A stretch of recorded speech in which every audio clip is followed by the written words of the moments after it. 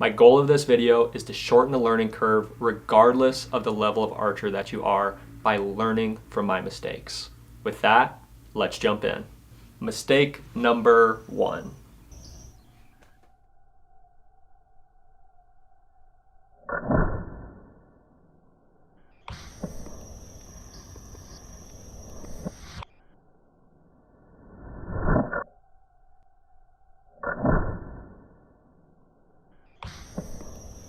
This is perhaps one of the biggest factors in accuracy as an archer and bow hunter, but it is also one of the most difficult things to learn. When we are all initially taught how to shoot a bow, we are told to simply put the pins in the middle of the target and pull the trigger. Simple as that, right? Wrong. It seems to make sense, but by practicing only that, we are leading ourselves down a path of anxiety, holding low or off target, and what many refer to as target panic. This is because our body is bracing for impact from the explosion that it feels from our release breaking as our tense muscles relax as the bow goes off. By triggering our shot when only the pin is in the middle, we are training our body to feel this explosion anytime our pin is towards the middle. This causes flinching, this causes holding off target, and this causes even worse execution than what we had before.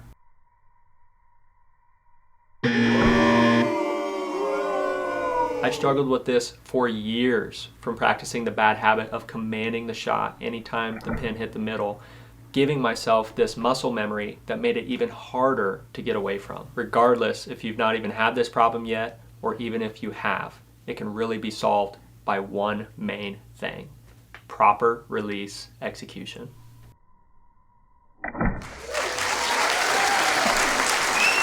So what is proper release execution, and how do you know you're doing it right? Well, from my own personal experience, along with many professional archers and bow hunters that are out there, it really comes down to one thing: a surprise release. Many will argue, as a bow hunter, I don't want a surprise release. I want to be in exact control of when I fire my bow. My argument is that if you're doing it correctly, you are in control of when it fires. You just don't know the exact millisecond of when it's going to go off. So how does this work? Well, by training yourself to hold the pin in the middle and execute the surprise shot, the pin is always in the middle, and your body is learning to not anticipate the explosion of the shot because it doesn't know exactly when it's going to happen. With each shot, you are training yourself to gain confidence, hold your pin in the middle, and execute a perfect shot by achieving the surprise release. With all of this said, it is much easier said than done, especially if you have a history of commanding the shot much like I did. All it takes is a willingness to learn, proper instruction, dedication, and discipline. One video would simply not be enough to share all this information needed to help overcome target panic, but we plan to create a course in the future to help you with this. With that said, I will give you the right information to get you on the right path to fix this common problem that every archer faces at some point in their shooting career. From my personal experience, this next part is key. Regardless of the style of release you use, once you've got your pins on target and your aim is complete, the only conscious thing you need to focus on is the movement that causes your release to fire. For a wrist strap, that is pressure pulling straight back on the trigger. For a thumb button, that is pressure building straight back on the trigger. For a hinge, it is only rotation that will cause it to fire. For a resistance release, it is only the physical pressure building against the release handle that will cause it to fire. This can't be a quick movement. It has to be controlled, yet at a continuous speed. You have to be able to feel the movement or feel the pressure building continuously until it fires. For a simple way to achieve this, hang a big target close, like a paper plate or just a big target in general. And when I say close, I mean 5 feet close. Put your entire sight on the target up close, and once that aim is complete, your only job is to focus on the movement that causes your specific release to fire. that is the only conscious thing you are thinking about. You have to be able to feel the slow and steady increase in pressure in order to give your body feedback to know that you are executing. When you can feel it, it gives you that feedback to know you are executing the release, and it helps you stay in that conscious focus to keep building that pressure until your release fires.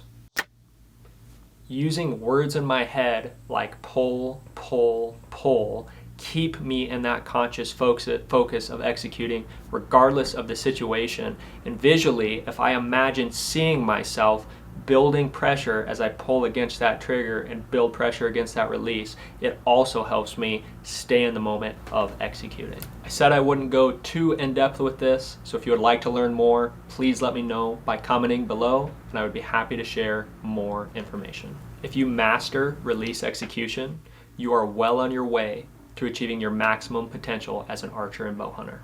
Mistake number 2. I see this over and over with some very experienced archers and bow hunters, and embarrassingly enough, this took me years to even figure it out for myself. Once you do figure this out, you will almost instantly see more accuracy in your shooting because more arrows will be hitting the middle. As avid archers and bow hunters, we are constantly tinkering and messing with our setup to achieve the maximum accuracy we can out of our equipment that we have. Because sometimes we're not even making the right adjustments, or we're prioritizing the wrong things, so we're not getting the results that we desire. This is such a simple and easy mistake to fix that when I say it, you're going to think that you're already doing this. But I really encourage you to put more effort and focus into this, because chances are you're like me, and I made this mistake for years before I even realized that I was doing it. When you are sighting in your bow, you must go off of the average. You cannot go off of what feels good or what feels right, because what feels good or what feels right might not be the average of where your arrows actually land. What you'll probably find over time as you make this a focus is that you'll realize you are grouping good, but the target or the dot that you are aiming at isn't necessarily being hit. You're always just off just a little bit one way or another, and you're not making the appropriate adjustments to correct. Pretty good 60-yard group, huh? I really learned this when I started to shoot a lot of indoor target archery, as the fresh arrow holes in the fresh target showed me where my real group of arrows were.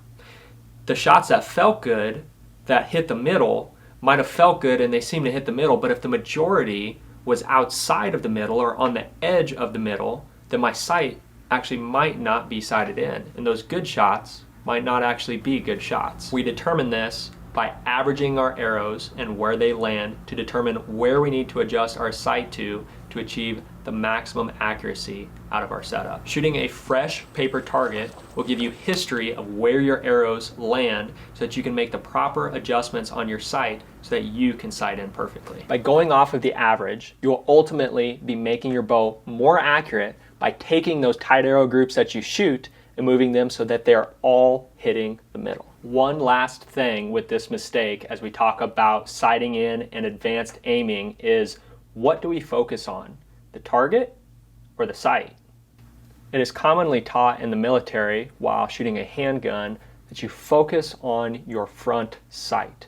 Although this may be true for shooting a handgun with iron sights, it is not true for shooting a handgun with a red dot, just like it's not true for shooting a bow. I'm not saying that everyone has to do this because everybody is different, but try focusing on the target and allowing your pin and sight to slightly become blurry. This will tie back into our first mistake that we covered with release execution, as when we are focused on the target, we are less focused on actually aiming and trying to hold the pin on the middle, allowing us to have more conscious focus in our release execution. Even if you're a top-level archer like Levi Morgan or Jesse Broadwater, your pin is always going to move. You have to be able to let it float. I promise you won't be able to hold it any steadier by forcing the pin on the target.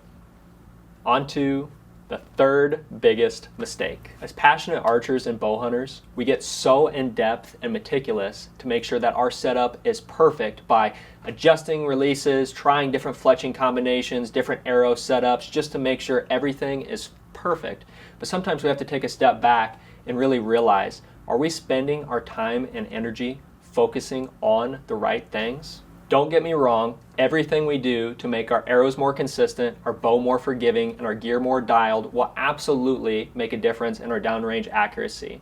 But sometimes we just have to take a step back and realize if we don't have good form, we don't have good execution, and we don't have as much time behind our bow, none of that stuff is ever really going to matter.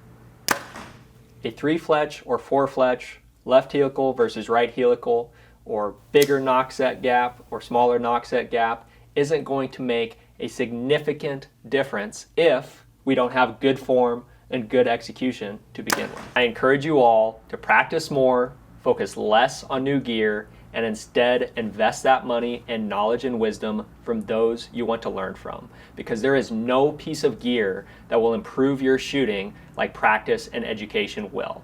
And that is the biggest lesson of them all. Please help others by sharing your own mistakes in the comments below so that we can all continue to improve as archers and bow hunters. If you found this information useful and you want more resources to help, please visit the link in our description below. Thank you all for watching, and we will see you on the next one.